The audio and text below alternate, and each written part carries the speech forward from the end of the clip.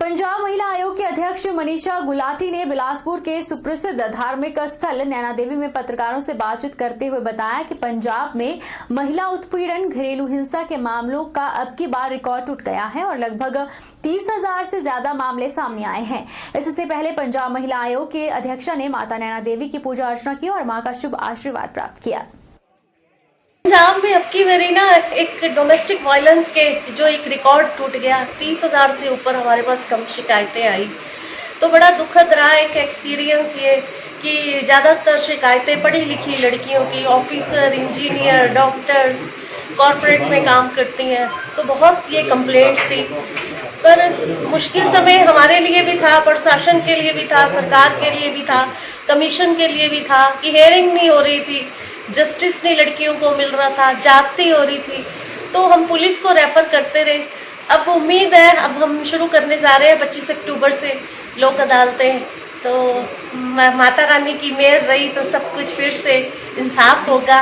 नवरात्रों के दौरान मंडी शहर के बाजारों में खासी भीड़ उमड़ रही है और लोग शादी ब्याह के आयोजन को लेकर भी जमकर खरीदारी करते हुए नजर आ रहे हैं। वहीं कोरोना काल में कहीं न कहीं सोशल डिस्टेंसिंग का अनुपालना नहीं हो पा रही है और लोग बिना किसी डर के खरीदारी कर रहे हैं। फेस्टिवल सीजन की शुरुआत हो चुकी है और नवरात्रों के दौरान मंडी शहर के बाजारों में भी खरीदारी करने के लिए लोगों की खासी भीड़ उमड़ रही है। लोग बिना किसी भय के कोरोना काल में बाजारों में खरीदारी कर रहे हैं। स्थानीय दुकानदार का कहना है कि पिछले काफी महीनों से बाजार शून्य के बराबर था, लेकिन अब नवरात्रों और शादियों को लेकर लोग खरीदारी करने के लिए बाजारों में निकल रहे हैं, जिससे दुकानदारों के मायूस चेहरे भी खिल उठे हैं। पिछले जो 3-4-5 महीने थे उनमें बिल्कुल बाजार शून्य के बराबर था। अभी ग्राहक चलना शुरू हुआ बाजार में। एक तो नवरात्रे हैं, दूसरे शादियों का भी सीजन है आगे, और दुकानदार भी थोड़ा जैसे मायूस थे, उदास थे। अब उनके चेहरे पे भी थोड़ी सी मुस्कुराहट आई है। अभी ग्राहक भी चलना शुरू हुआ और बाजार में भी रौनक बढ़ी है। लेकिन रौनक के साथ साथ हम दुकानदार जो हैं कोशिश करते हैं भी जो दुकान में हमारे कस्टमर आते हैं, सबसे पहले हम उनको सैनिटाइज करवाते हैं और मास्क पहनने के लिए कहते हैं। वहीं मंडी जिला मुख्य चिकित्सा अधिकारी डॉक्टर देवेंद्र कुमार शर्मा ने कहा कि नवरात्रों के दौरान बाजारों में काफी भीड़ उमड़ रही है और लोग बाजारों में कोविड-19 के प्रोटोकॉल का पालन नहीं कर रहे हैं, जिसके गंभीर परिणाम हो सकते हैं। उन्होंने लोगों से अपील की कि वे बाजारों में प्रोटोकॉल का पालन करें ताकि संक्रमण से बच सके।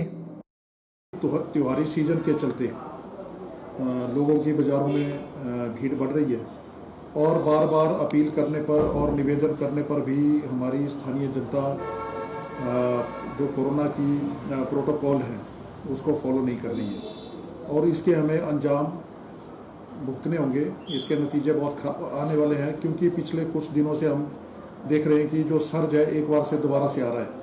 3 दिन पहले 84 केस मंडी जिला में आए थे, उसके अगले दिन 61 केस थे, कल 46 केस थे।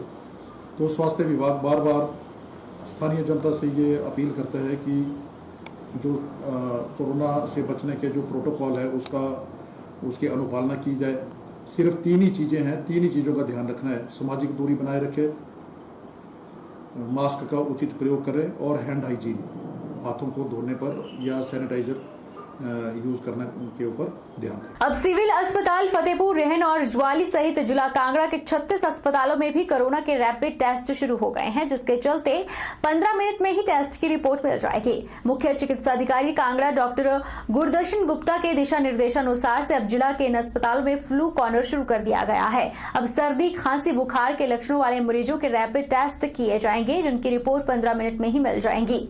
अस्पताल के बाहर ही अस्पताल में आने वाले मरीजों सहित अन्य की थर्मल स्कैनिंग हो रही है और बिना मास्क किसी को भी एंट्री नहीं दी जा रही है।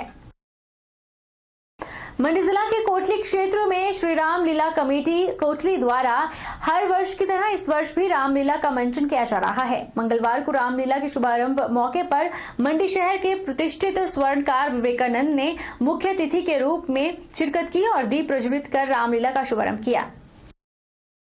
श्री रामलीला कमेटी कोटली के द्वारा आयोजित श्री रामलीला मंचन के पहले दिन नारद संवाद से जुड़े विभिन्न दृश्यों का मंचन किया गया, जिसमें कलाकारों ने बखूबी अपने अभिनय का प्रदर्शन किया। वहीं श्री रामलीला कमेटी कोटली के वरिष्ठ उप प्रधान प्रशांत मोहन ने बताया कि श्री रामलीला मंचन का कमेटी के द्वारा पिछले 14 वर्षों से किया जा रहा है और यह वर्ष कमेटी का आखिरी वर्ष है, क्योंकि किंवदंती के अनुसार लगातार 14 वर्षों तक कमेटी के द्वारा श्री रामलीला का मंचन किया जाता है।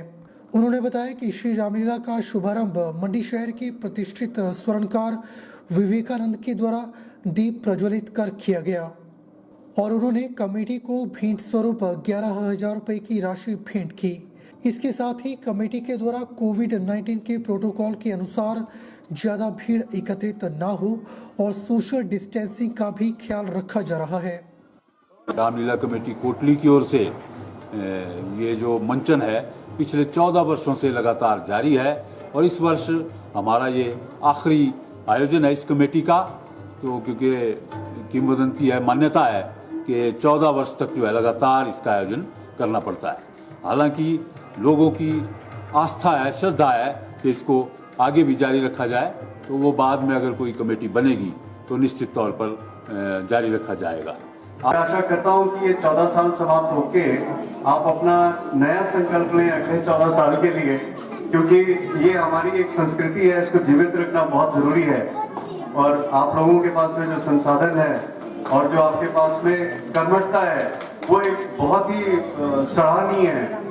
युक्ति की कमान पे काम का बाण चढ़ाता हूँ, कराता हूँ इसे स्वर्ग के आराम का दर्शन, हिमालय की गुफा में देवपुर के धाम का दर्शन। एक बार आपके सामने आके मुंह के बल खाई और आपके द्वारा इससे भी हार पाई। नारायण नारायण। चौंतड़ा बाजार में 9 दिनों तक चलने वाली दुर्गा पूजा की तीसरी संध्या प्रसिद्ध लोक गायक कलाकार अजीत कुमार के नाम रही। अजीत ने अपनी मधुर आवाज में मैया की भेंटों को गाकर पंडाल में आए जनता को नाचने पर विवश कर दिया।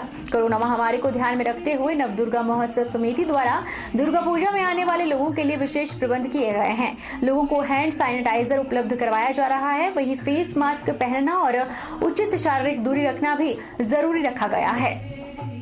आज माँ दुर्गा के इस पावन पंडाल के भीतर संध्याकालीन भजन संध्याओं का आयोजन किया गया है, जिसमें तरह तरह के बहुत सुंदर सुरीले भक्तजन कलाकार यहाँ पर अपनी प्रस्तुति देंगे। तो आज से ये भजन संध्या आरंभ होने जा रही है। तो आप सभी भक्तजनों से, श्रद्धालुओं से हमारा विनम्र निवेदन रहेगा कि जहाँ तक हमारी आप आवाज़ सुन रहे हों या हमें लाइव देख रहे हों, तो सभी से आग्रह रहेगा कि अपने परिवार सहित सभी इस नवदुर्गा पंडाल में चौंतड़ा में पधारें और संध्याकालीन भजन संध्या में भाग लेकर अपने जीवन को। बहरहाल बुलेटिन में इतना ही। आप देखते रहिए HP 24x7।